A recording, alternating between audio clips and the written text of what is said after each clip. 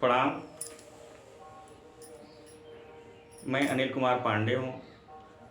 इसके पहले रामचरितमानस के उत्तरकांड की चर्चा हो रही थी और मैंने काकभुसुंडी जी और गरुड़ जी के बीच के संवाद पर चर्चा की।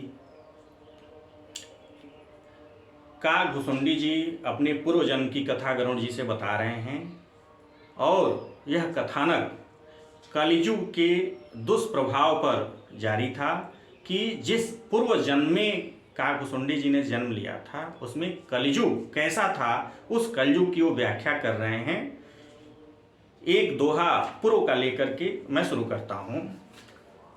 कलिमल ग्रासी धर्म सब लुप्त भय सदग्रंथ, दम्भी निजमति कल्पि कर प्रकट किए बहुपंथ। वे कहते हैं कि कलिमल यानी कलियुग ने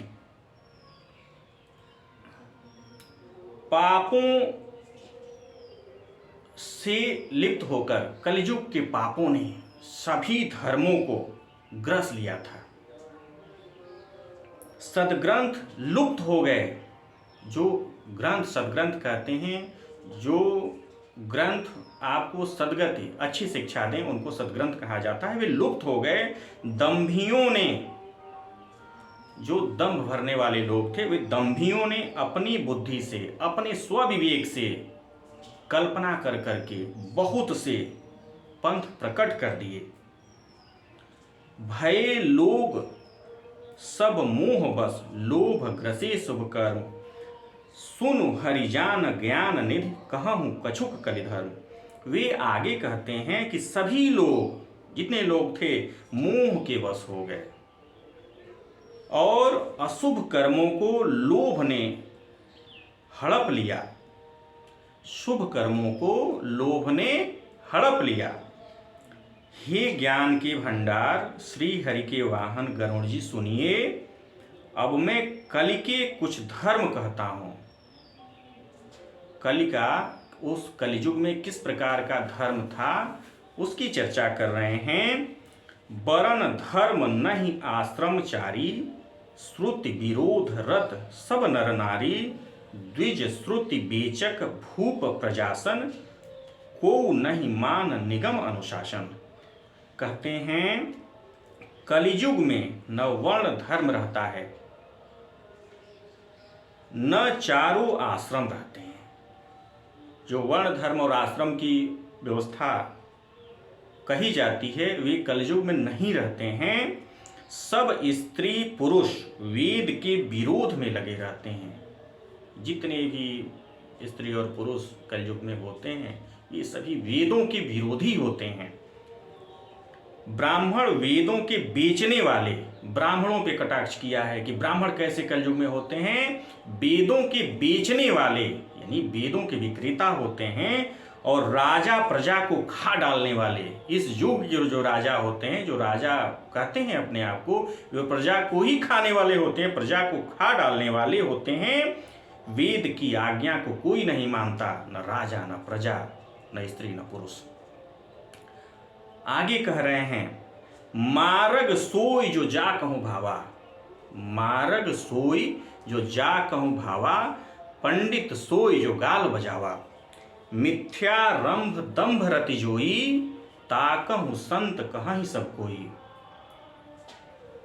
ये इसका मतलब ये हुआ कि जिसको जो अच्छा लगे वही मार्ग है, वही उसका रास्ता है। जो डिंग मारता है, बड़ी बड़ी बातें फेंकता है, वही पंडित है। जो मिथ्या आरंभ करता है यानी झूठ बोलता है, जिसका जीवन झूठ पे ही आधारित है, आडंबर करता है, दिखावा करता है, और जो दंभ में रत है उसी को सब कोई संत कहते हैं।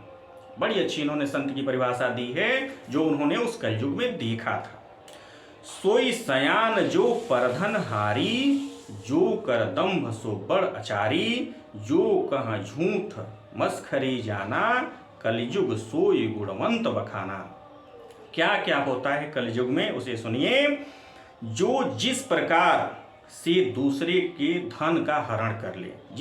जिस जो बुद्धि लगा करके दूसरे का धन हड़प ले, हरण कर ले, चुरा ले, जो कर ले,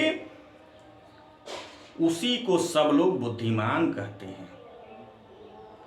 जो दंभ करता है वही बड़ा आचारी है, उसी को कहते हैं बहुत अच्छा है। जो झूठ बोलता है और हंसी दिल लगी करता है, अपनी फरेबी बातों में फंसाए रहता है, कलयुग में उसी को गुणवान कहा जाता है। देखिए कितनी अच्छी व्याख्या है। आगे लिखते हैं, निराचार जो श्रुति पथ त्यागी, कलिजुग सोई ज्ञानी सो विरागी, जाके नख अरु जटा विशाला, सो तापस परसिद्ध कलिकाला। कैसा होता है?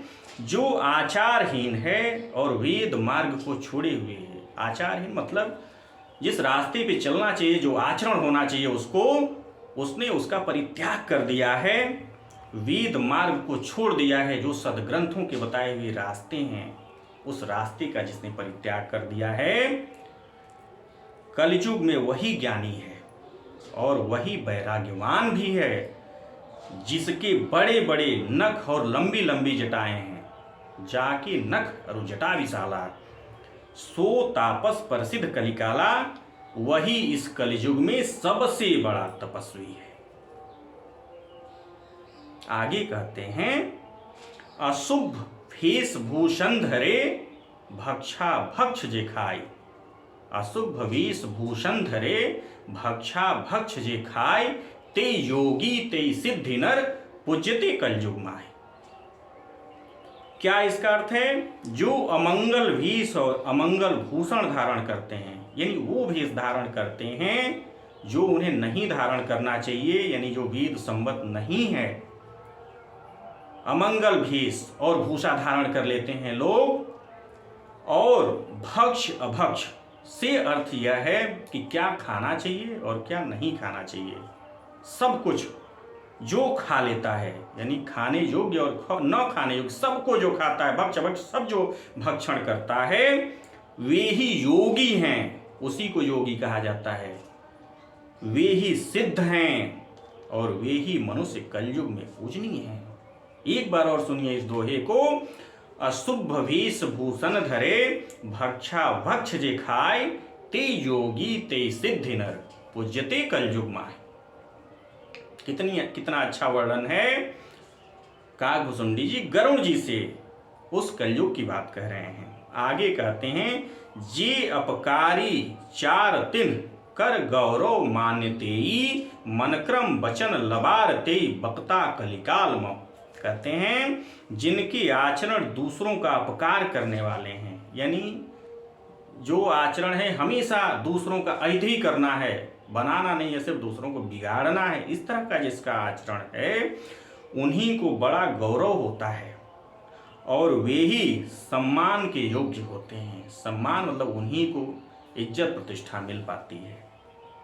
जो मन वचन और कर्म से लबार कहते हैं, लबरा अपने यहाँ भाषा में कहा जाता है, यानी झूठ बोलने वाला। जो लबार हैं वे ही कलयुग में वक्ता माने जाते हैं। उन्हीं को लोग कहते हैं बहुत अच्छा वक्ता है, जो केवल झूठ बोलता है, जो लबार है। ये काकभुसुंडी जी कह रहे हैं, कलयुग में वही वक्ता माना जाता है। नारी विवश नर सकल गोसाई, नाचहि नट मरकट की नाई, शूद्र द्विजह उपदेशहि ज्ञाना, मेल जनेऊ लेह कुदाना। क्या कहते हैं आगे? जिनके आचरण दूसरों का, आगे कहते हैं, हे गोसाई सभी मनुष्य स्त्रियों के बस में हैं, नारी विवश नर सकल गोसाई। और बाजीगर के बंदर की तरह, यानी जो मदारी बंदर को नचाता है, बाजीगर है खेल दिखाने वाला, उसकी बंदर की तरह उसकी नचाए नाचते हैं। किसके नचाए? स्त्रियों के बस में होने के कारण उसके नचाए नाचते हैं। ब्राह्मणों को शूद्र ज्ञानोपदेश करते हैं, यानी जो ज्ञानी हैं, इसका अर्थ लगाया जा सकता है जो ज्ञानी है उसको अज्ञानी उपदेश करते हैं, यानी पढ़े लिखों को जो जिन्होंने कुछ अर्जन किया है, ज्ञान प्राप्त किया है, उसको बिना ज्ञान प्राप्त करने वाले उपदेश करते हैं और गले में जनेऊ डालकर कुंसित दान भी लेते हैं। कहते हैं शूद्र द्विज उपदेश ही ज्ञाना मेल जनेऊ लेह कुदाना। आगे लिखते हैं सब नर काम लोभ रत क्रोधी देव विप्र श्रुति संत विरोधी गुण मंदिर सुंदर पति त्यागी भजहि नारी पर पुरुष भागी। लिखते हैं आगे सभी पुरुष काम और लोभ में तत्पर और क्रोधी होते हैं, कामनाओं के बस में होते हैं, लोभी होते हैं और अत्यंत क्रोधी होते हैं, जो कलयुग के पुरुष होते हैं। देवता ब्राह्मण वेद और संतों के विरोधी भी होते हैं।